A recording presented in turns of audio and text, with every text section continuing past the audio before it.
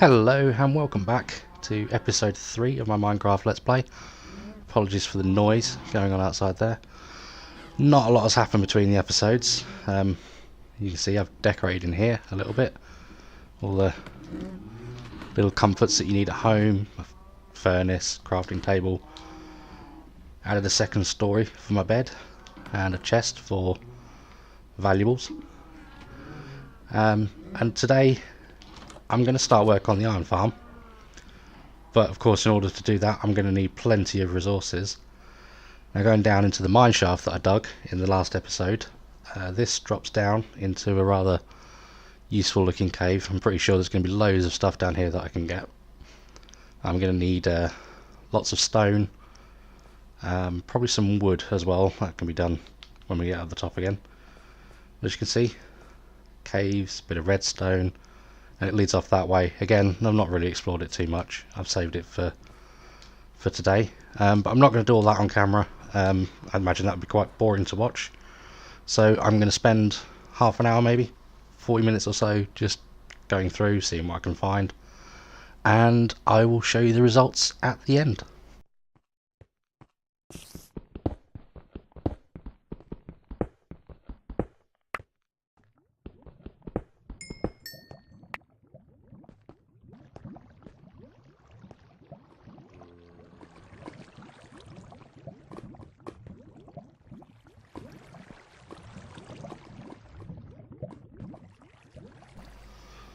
Oh ho ho! Yep, I had to bring you all back quickly.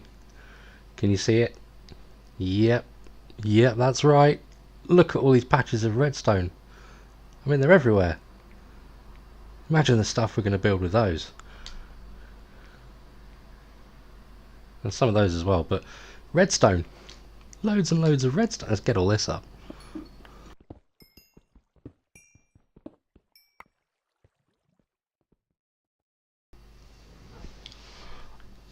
Unbelievable. I've just been done over by a slime, of all things, and I've got a really bad feeling that when I get down there I'm going to find that some of my stuff is in the lava. Cannot believe it.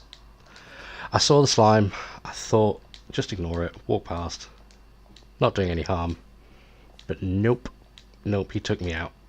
He pushed me into lava and I died. Now I'm just trying to remember how to get back, and this has just brought me back around to the beginning. Trying to remember how to get back to my stuff. I think this was it down here.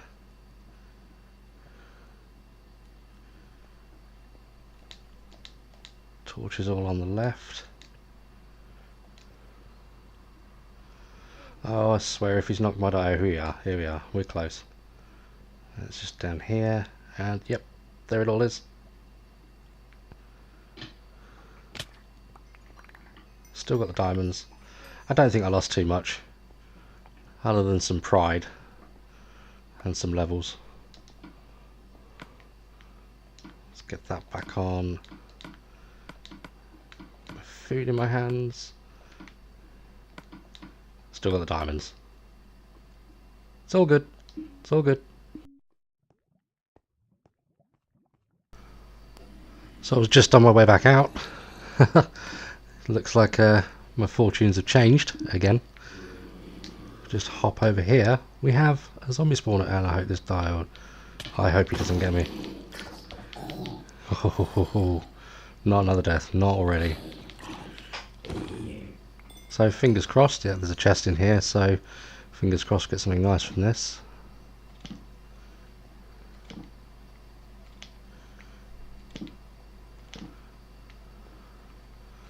That looks good. And oh, god apple. Plenty of gunpowder, we'll have that as well. Some diamond horse armor. And a couple of bits of iron. There. Not too bad. Looks like the other chest would have got destroyed by the water maybe. But yeah. Fortune's turn.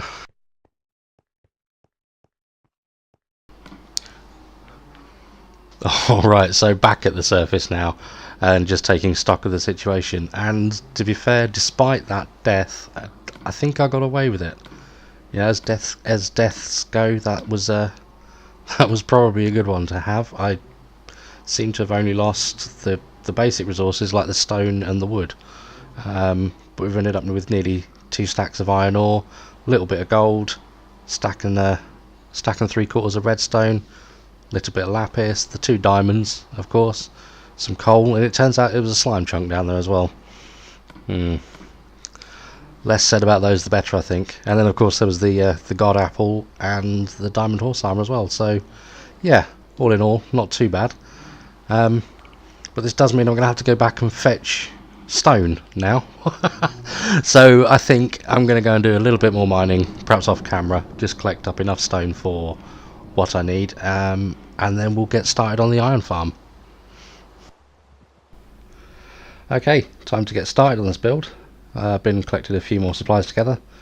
Got cobblestone for the bits that you won't see, got some stone bricks for the bits you will, and in the process of digging up the stone managed to find 4 more diamonds as well, which is absolutely fantastic. Means I can finally get a decent pickaxe on the go, getting an enchanting table on the go, all those good bits and pieces, and some redstone and some gold as well. So I'm gonna hopefully do my best to explain how these farms work as I go along. Some of you may already know, but there might be others out there that don't. The basics of it are that if you have a village with 10 villagers, iron golems will start to spawn, and we want to control where those are going to spawn by having the area that they do spawn in centered in a place where we can trap them and drop them down. This is going to be the drop chute for them. They'll come down here.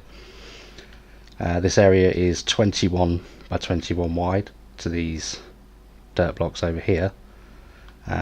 So around the outside there will be 36 doors, with a platform in the middle that's completely covered in running water that forces all the golems to rush towards the middle, and inevitably fawn in lava, where we can then collect all their goodies from drops and stuff. So I think that roughly covers Iron Golem farms. Like I said, there's lots of designs all over the internet for these already, so once you know the mechanics though, I think you can kind of come up with your own thing. This design is going to have been seen many times before on YouTube, I imagine, but hopefully it'll do us good. Hopefully it'll do us proud. So I'm going to get on and build this, and I will join you again when the platform is ready.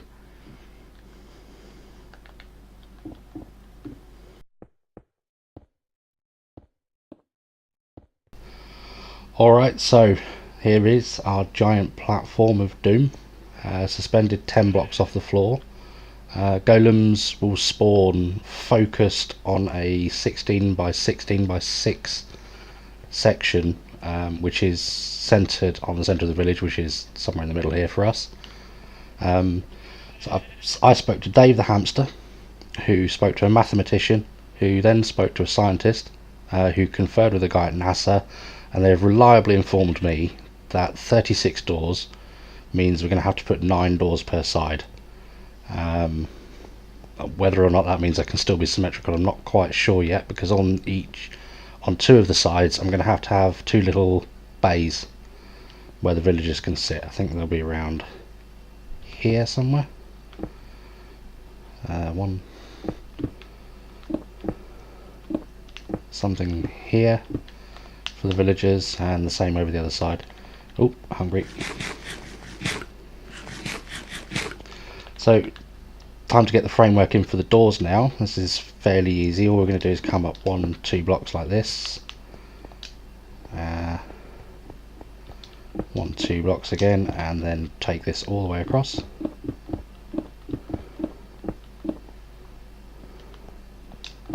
Up there. This is going to be our little villager pod in here. Looks good.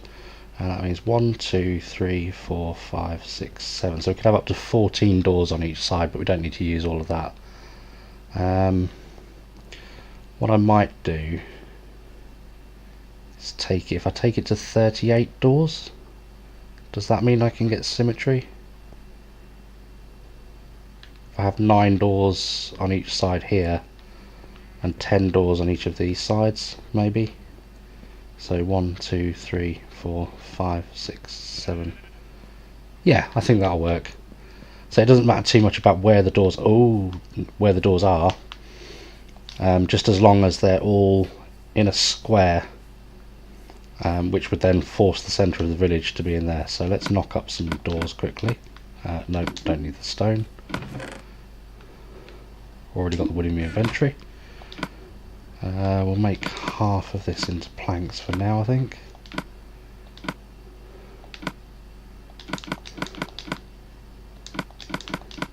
How many is that going to give us? 48, more than enough, more than enough. So we'll quickly run up here.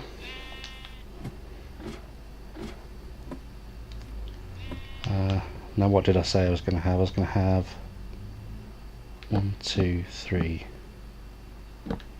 4. I'm just thinking about this. That's going to be 1, 2, 3, 4.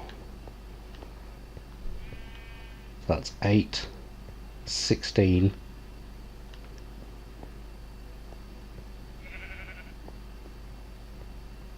Yeah, 36 doors. That means I can have, oh no, that's 10 each side.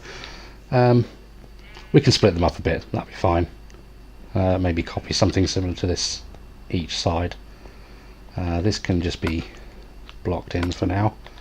I think I'm going to need to go and fetch some more stone again. Drastically misjudged the amount of resources that I'm actually going to need for this, as per usual. Plonk this in over this side here. Take this all the way across.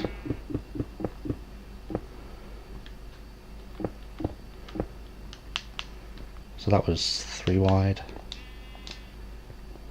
1, 2, 3.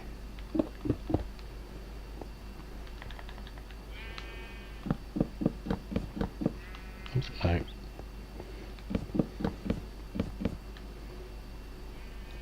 So if we take out the central door,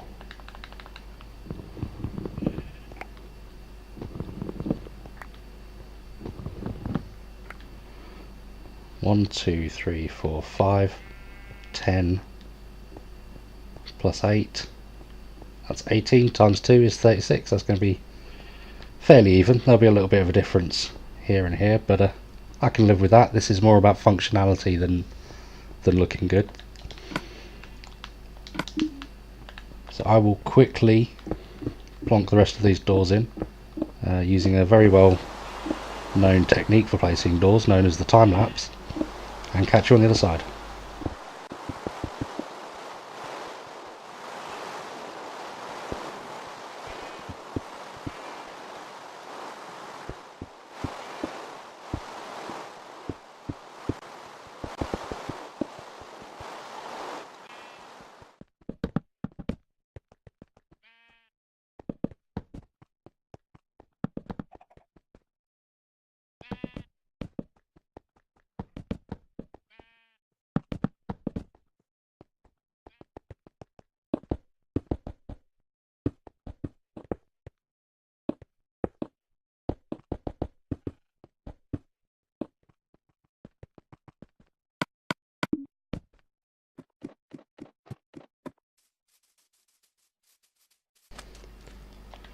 Alright, there she is in all her glory. Not looking particularly pretty, but I can soon tidy that up. And I think that's going to be it for today's episode. Oh, wow, hello. Pleasure to meet you too. Next episode, we can look forward to the struggle of getting the villagers over here, getting them up into these pods, breeding them until we have 10, enough to put a few each side. So if you really want to see me struggling to shunt villagers around in minecarts, then don't forget to hit that subscribe button down below. And if you've enjoyed this video, don't forget there's a like button as well. I've been AngryTerrapin, and I think I'm going to go for a coffee break. Catch you later.